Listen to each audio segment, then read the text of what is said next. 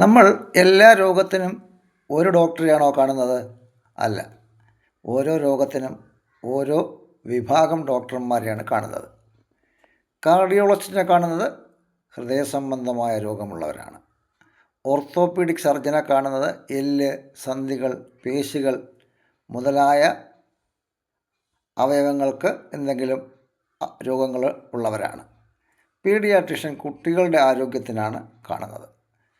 Nephrologist വൃക്ക സംബന്ധമായ, അതായത് കിഡ്നി സംബന്ധമായ രോഗങ്ങളുള്ളവരാണ് ആരെ കാണുന്നത്? നെഫ്രോളജിസ്റ്റിനെ കാണുന്നത്. ഡെർമറ്റോളജിസ്റ്റോ ചർമ്മം, മുടി, നഖം അതുമായി ബന്ധപ്പെട്ടത്.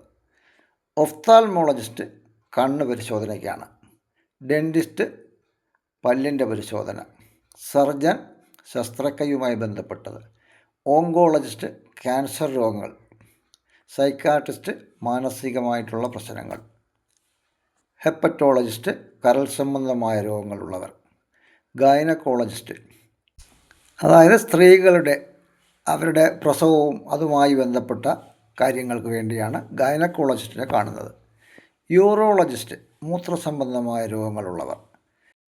ഗ്യാസ്ട്രോ എൻട്രോളജിസ്റ്റ് ഉദര ദഹന രോഗങ്ങൾ സംബന്ധിച്ചുള്ള പ്രശ്നങ്ങൾക്കാണ് അവരെ കാണുന്നത്.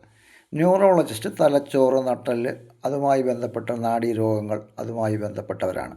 ENT സ്പെഷ്യലിസ്റ്റ് എന്ന് പറയുമ്പോൾ ചെവി, മൂക്ക്, തൊണ്ട ഇതിൻ്റെയൊക്കെ ചികിത്സയ്ക്കാണ് നമ്മൾ ENT സ്പെഷ്യലിസ്റ്റിനെ കാണിക്കുന്നത്.